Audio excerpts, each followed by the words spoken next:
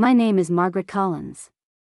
I'm 62 years old now, and for most of my life, I've been invisible, at least to the people who were supposed to see me. I was the quiet daughter. The dependable sister. The one you'd find cleaning up half-empty wine glasses after a holiday party while the spotlight clung to my younger sister like a sequin dress. Her name's Rachel. And if you asked her back then, she was the center of the universe. The rest of us? We just orbited around her. The last time I saw my family, really saw them, was after my father's funeral. We'd gathered at my mother's house for the usual post-service reception. Catered food, boxed wine pretending to be something special. And the sharp-edged laughter I remembered too well. I kept near the kitchen, hoping to fade into the wallpaper. But Rachel spotted me. She always did when it suited her. She lifted her wine glass with that signature grin of hers and said, "Margaret's still doing clerical work at the courthouse, right? What's it like to stamp papers for a living?" The room erupted in polite chuckles. Even my mother let out a soft laugh, her eyes never meeting mine. I didn't say a word. I placed my water glass on the counter, nodded politely, and walked out before dessert. Left my plate half full. Didn't even take a cookie. 7 days later, Rachel strolled into a courtroom, head held high, heels tapping like a metronome. Completely unaware. Confident. Arrogant. Performing, as always. She never even glanced toward the bench. Why would she? In her mind, I was still the older sister with the boring job. The ghost in the room. Just the family file clerk with no life of her own, that is, until the jury foreman stood and declared, "All rise." The Honorable Judge Margaret Collins presiding. I learned early in life that silence was safer than attention. Rachel had a voice that sparkled in every room. I had a presence that made the wallpaper feel crowded. My father called her a firecracker. Bold. Bright. Unforgettable. He called me steady. Solid. The kind of praise that sounds like it means something. Until you realize it's just another way of saying boring. At school, I buried myself in books. Law drew me in. Not courtroom drama, but the structure. Order. Fairness. While Rachel was dancing in pageants and belting out show tunes, I was in the library discovering the rules that made the world make sense. I got into Georgetown law on my own merit. No legacy boost. No family celebration. Just a quiet acceptance letter and a frozen dinner in my studio apartment.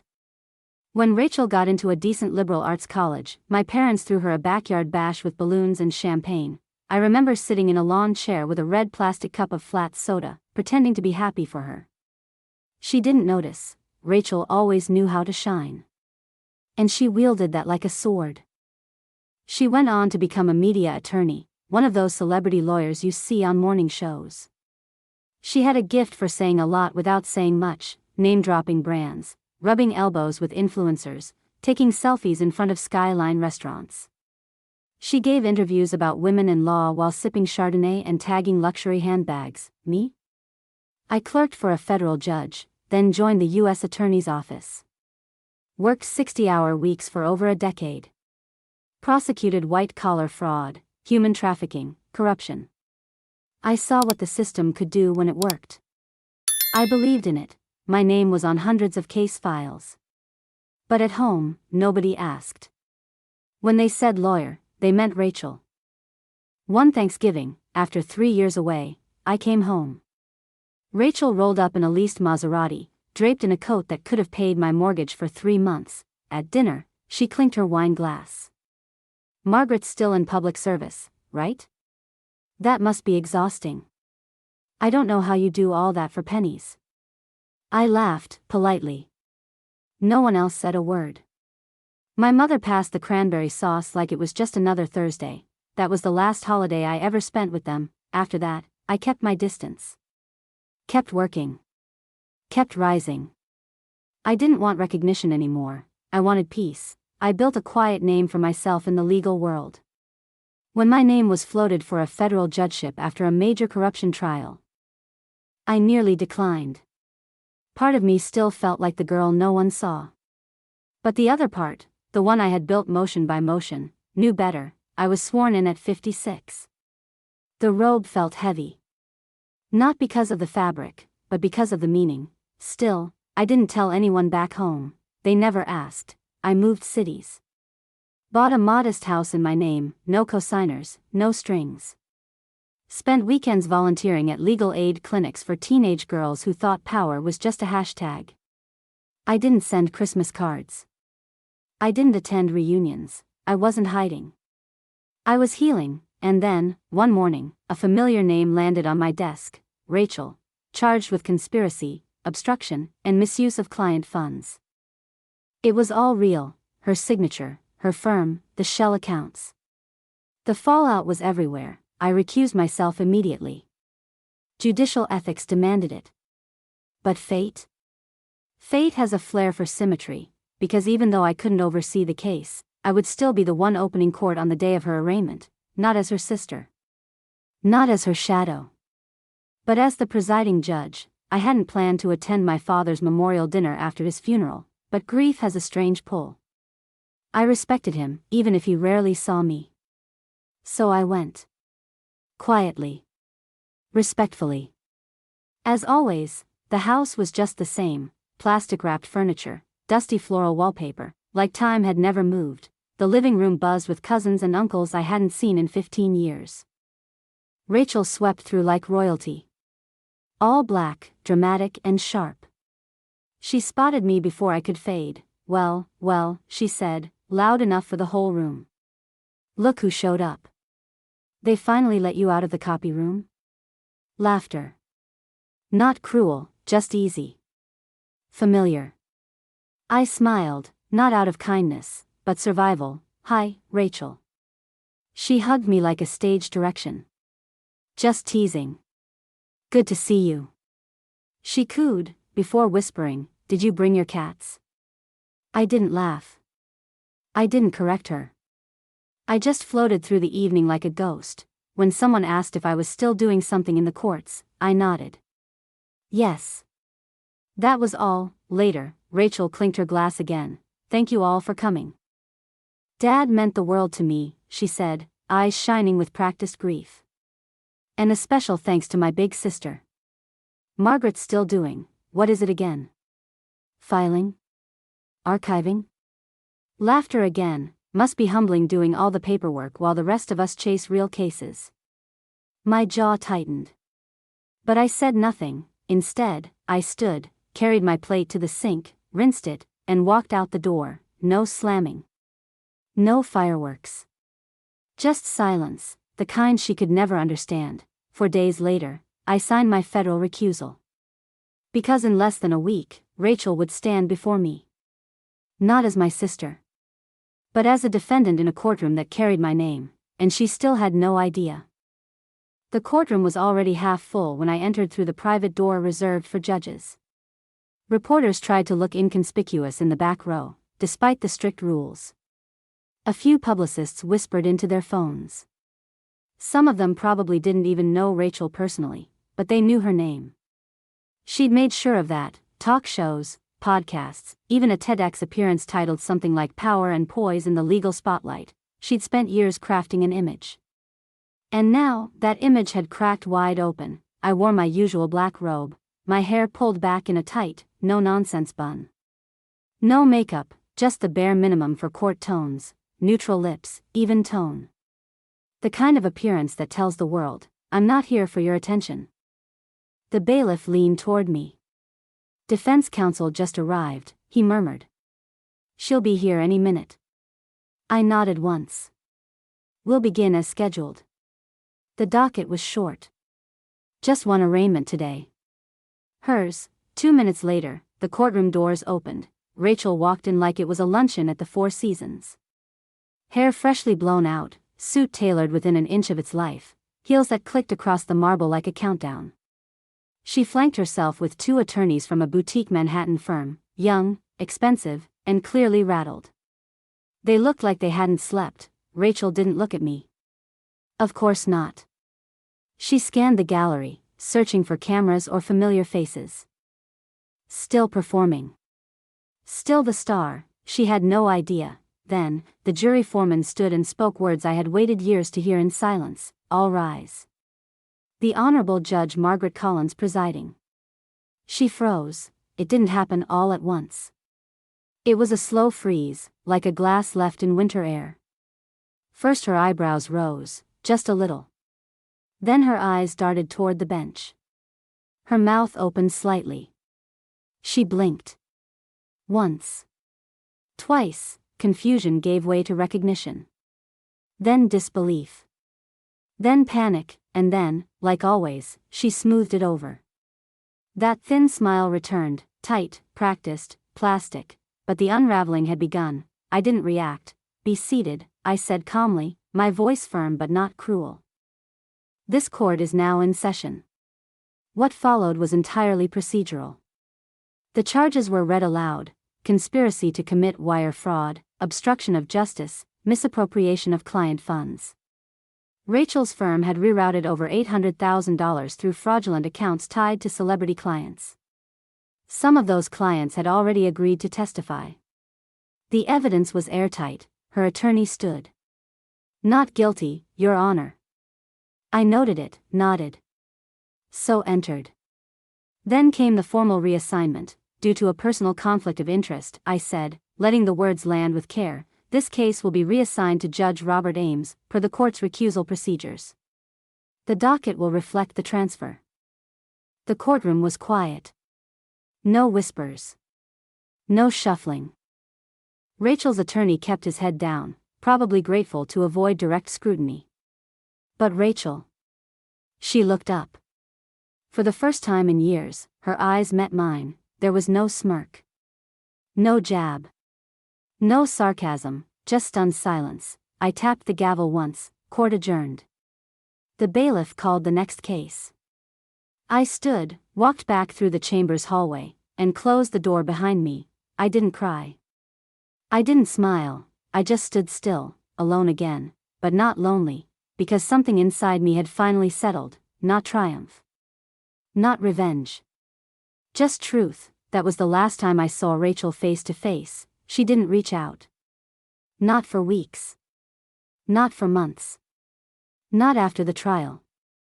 Not after the fallout. But I kept up with the case.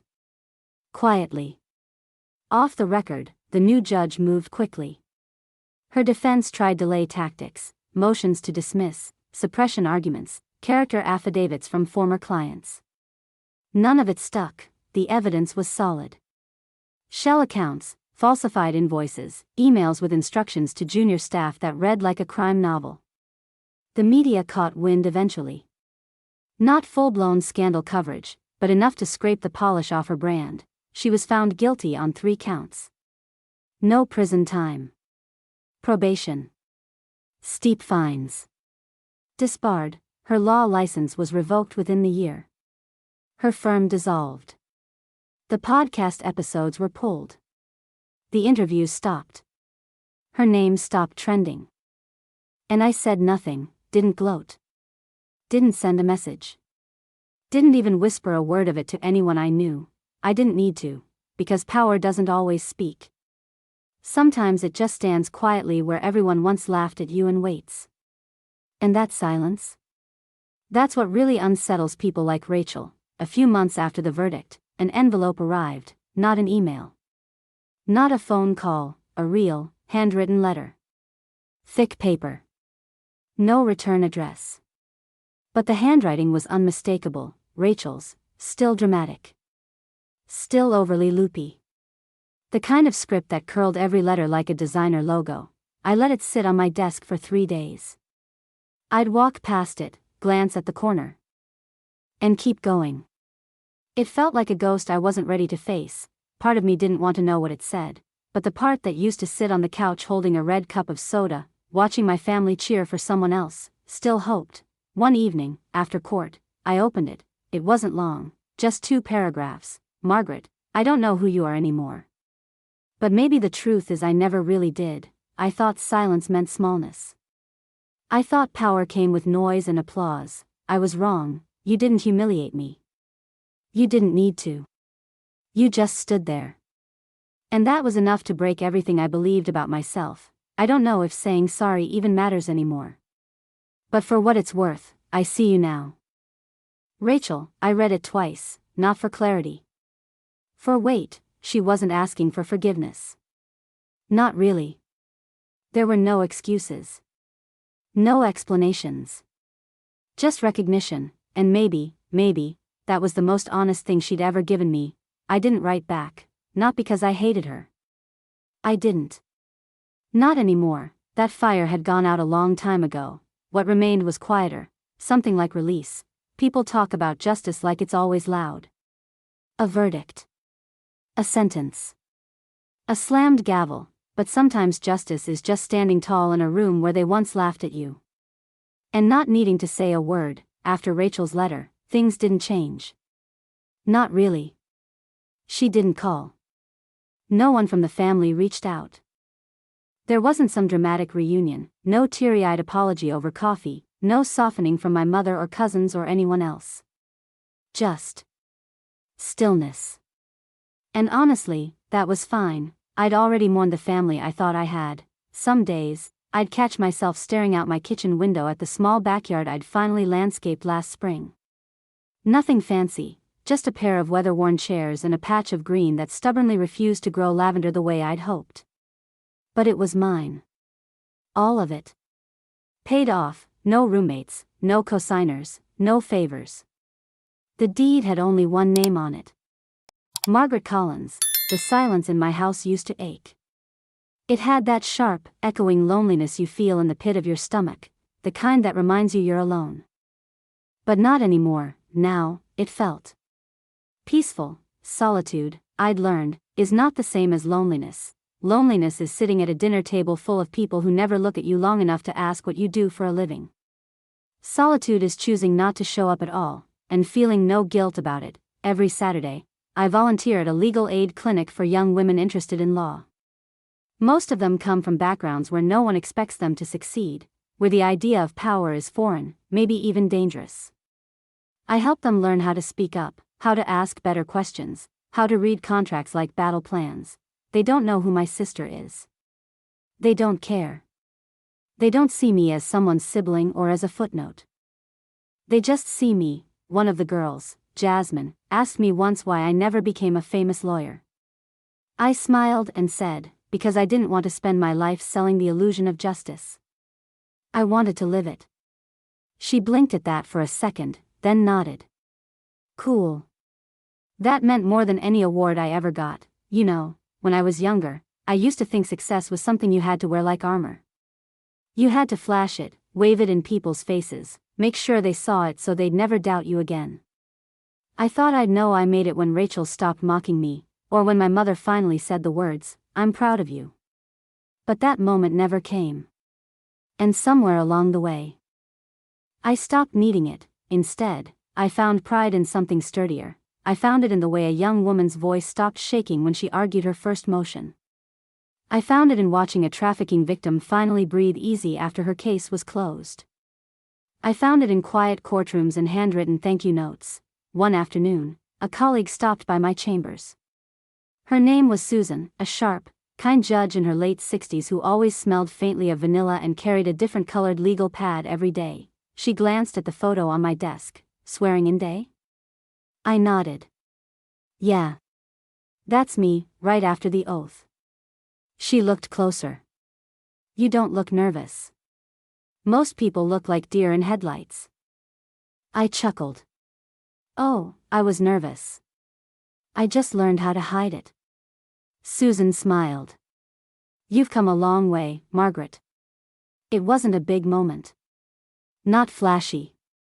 Not loud, but something in me swelled at her words. She didn't say it out of obligation. She didn't say it because I'd asked for it, she just saw it. And said it. That was enough. Sometimes I think about what my younger self would say. 10-year-old Margaret, sitting cross-legged in her room while a family party roared downstairs, sipping flat soda and wondering if she was ever going to be anything more than the weird quiet sister. I think she'd be shocked, not because of the title or the robe or the courtroom, but because I stopped waiting for permission to become someone. And because I learned that it's okay to walk away from people who only clap for you when it benefits them. A few weeks after Rachel's sentencing, my mother sent a group email to the family. "There's someone in the lobby asking to speak with you. Says she doesn't need an appointment. Just 5 minutes of your time. Name?" He hesitated. "Rachel. Rachel Collins." I didn't flinch. Just placed my napkin beside my sandwich. "Tell her I'm unavailable." He blinked. "Should I take a message?" I shook my head. "No need." He nodded, then turned to leave. Before he stepped out, I added, "Thank you, Marcus." That was the last I heard from her in person. No email. No voicemail. Just that one surprise visit, an uninvited footnote in an otherwise peaceful week, and honestly, I was glad. I didn't need to hear whatever speech she had rehearsed. I didn't need to be drawn back into her orbit. Even if it was under the pretense of humility. People like Rachel often confuse performance with repentance. They think showing up is the same as making amends, but showing up late doesn't erase the years you chose not to. She'd already said the only thing that mattered in her letter. "You didn't humiliate me. You just stood there." That was enough. That letter still sits in the bottom drawer of my desk, tucked under a few old case notes and a spare pair of reading glasses. I haven't reread it since, but I keep it. Not because I'm sentimental, but because it reminds me that people can change. Even if just a little. Even if it's too late to go back. Around that time, the legal aid clinic asked me to give a short talk at a local high school, one of those career day assemblies with folding chairs and indifferent teenagers checking their phones. I almost said no. Public speaking isn't really my thing. But then I remembered a girl I once knew. The one who used to pretend her soda was champagne while everyone toasted someone else's future, so I said yes. The auditorium smelled like old wood and cafeteria pizza. The microphone screeched once before the tech kid fixed it. I stood there in my charcoal suit, a stack of note cards in my hand, though I never looked at them once. "I'm Judge Margaret Collins," I began. And for most of my life, I was invisible. That got their attention. I wasn't the popular one. I wasn't the athlete, or the performer, or the class president. I was the one people forgot to mention, even when I was standing right in front of them. Silence, but I learned something important. Just because people don't see you doesn't mean you're not building something powerful. You don't need to be loud to be strong. You don't need to be noticed to matter. You just need to keep going. By the time I finished, a few kids were sitting up straighter. One girl in the front row wiped her eyes when she thought no one was looking. That was worth more than any courtroom applause. Afterward, a student approached me. Her name was Eliza. 17, braces, a backpack covered in handwritten quotes and tiny feminist stickers. She said, "I didn't know judges could sound like you." I smiled. Most people don't. She looked down at her shoes. "My mom says I talk too much about things that don't matter. That I should try to be more, I don't know, agreeable." I leaned down just enough to meet her eyes. "Keep talking. You'll find your people." She grinned. "You think so?" "I know so." She left clutching a pamphlet about internships at the courthouse.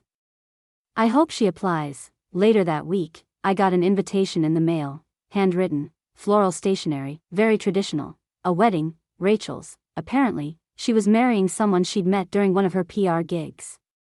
The card didn't mention him by name, just a generic with "love and joy." My name was on the envelope. No +1. Just Judge Margaret Collins. I stared at it for a long moment. Then slid it into the trash, not out of anger, just clarity. The invitation wasn't for me. Not really. It was for the image of me. The version of Margaret that might have made a good photo op. The successful sister, the polished guest. A chance for Rachel to show the world that everything was fine. That the past had been patched over with ribbon and smiles, but everything wasn't fine. And I wasn't interested in pretending it was, because pretending is exhausting, and I'd spent enough of my life pretending I wasn't hurt, pretending I didn't notice, pretending I was okay being invisible. Now? I'd rather be alone and authentic than surrounded and unseen. That, to me, is the truest kind of peace. And peace, I've learned, isn't something people hand you, it's something you claim. One boundary, one silence, one step at a time. The day of Rachel's wedding came and went. I didn't think much about it, truthfully. I had a full docket that morning, 2 custody disputes and a sentencing hearing for a financial fraud case, and by the time I returned home, I was more interested in making tea than wondering how her rented ballroom looked under dim lighting. Still, as I sat on the porch later that evening, watching the last bit of sun melt behind the rooftops, I let my mind drift. Not to Rachel, not really. But to the life she'd built. Or rather, the one she'd performed so well it almost looked real from a distance. It struck me then that she'd spent years curating a life filled with applause, only to find herself in a room with no audience when things fell apart, and me, I'd built a life so quiet that most people didn't even realize I was standing in it, but I stood, all the same. Some nights, I walked the hallway of my home with the lights low and music playing, Nina Simone, mostly, or old Billie Holiday recordings that crackle like firewood. The stillness feels earned now, not lonely. I've come to understand something that took me a long time to believe. There's dignity in the quiet life. The one that doesn't trend, doesn't go viral, doesn't get toasted at family dinners. The life made up of small, consistent choices. Integrity. Effort. Purpose, the kind of life that stands, even when no one claps. About a month after Rachel's wedding, I received another letter. Same handwriting. Same drama in the flourishes. This one wasn't as formal, no envelope, just a folded note tucked into a courier's sleeve, dropped off at the courthouse. The receptionist had placed it on my desk with a sticky note that simply read, "Delivered by hand." Didn't stay. I opened it with mild curiosity. "Margaret, I didn't expect you to come. But I hoped, I won't pretend I didn't miss you." I did. I guess I thought if I could just fix the image, maybe the rest would follow. But I understand now. Some things aren't about image. Some things are just true. "I hope you're well, Rachel." I read it once and folded it back without much emotion. She was still reaching, still hoping to frame the past into something less brittle. But I didn't blame her for that. People like Rachel spend their whole lives smoothing the edges, terrified of being seen unpolished. I don't think she ever knew how to just be, and truthfully, I don't think I'd want that life, even if she handed it to me wrapped in silk. You see, I've come to cherish the things that never made it into holiday cards, like sitting with a defendant who just got out of a 6-month rehab program and watching him shake the hand of the officer who arrested him. Or hearing a mother's voice crack with relief when the court grants her full custody after years of struggle. Or Jasmine, the high school student from the assembly, showing up at the courthouse 3 months later in a navy blazer that didn't quite fit and saying, "I'm ready." Where do I start? Those moments aren't loud. They don't come with confetti. But they stay with you. They become part of your spine. One morning, I arrived at the legal aid clinic a little early and found one of the volunteers, Danielle, sitting cross-legged on the floor with a teenage girl. They were surrounded by papers, deep in conversation. Danielle looked up and waved me over. "Judge Collins, this is Brianna. She's thinking about pre-law." I smiled and crouched beside them. "That's great. What kind of law are you interested in?" Brianna shrugged. "Not sure. I just know I want to help people who get pushed around." I nodded. "That's a good place to start. The law isn't always fair. But people inside the system can be." She tilted her head. "Is that what you do?" I paused for a moment, thinking of everything behind that question. Of all the days I felt invisible. Of all the courtrooms where I stood firm. Of Rachel's voice echoing through rooms, and my own, steady and quiet, guiding rulings that changed lives. "Yes," I said. "That's what I do." She grinned. "Cool." And there it was again, that small flicker of recognition. Not applause. Not fanfare. Just connection. I walked away from that moment lighter than I'd arrived. A few weeks later, I was asked to speak at a law symposium downtown. Nothing fancy, just a panel on judicial transparency and restoring public trust. I almost declined. But then I thought, why not? Maybe some young attorney in the back row needed to see someone like me, unflashy, firm, fair. I ended my talk with a line that surprised even me. Power doesn't always look like a spotlight. Sometimes it looks like persistence. Like boundaries. Like walking away when no one listens, and still choosing to stand tall when you return. There was a pause before the applause, and when it came, it was genuine, but more importantly, I didn't need it. I left the venue without shaking hands or handing out business cards. No Instagram photos, no backstage selfies. I went home, made a grilled cheese sandwich, and fell asleep on the couch to the sound of rain. It was a good day, a real one, not the kind you post about, just the kind you live. These days, my life is simple. Intentionally so. I still take the bench 4 mornings a week. Still rise when the sun is barely up, still walk into court with my black robe folded neatly over my arm. My chambers are quiet, orderly. The desk is always clean, the clock always ticking, the blinds always half open to let in just enough light. On Saturdays, I volunteer at the clinic, same as ever. Jasmine is now a college sophomore, pre-law, of course, and she still texts me before midterms with questions about constitutional case law. She calls me Judge C in her messages, like I'm a favorite aunt, and I don't correct her. I live alone in my house on the hill.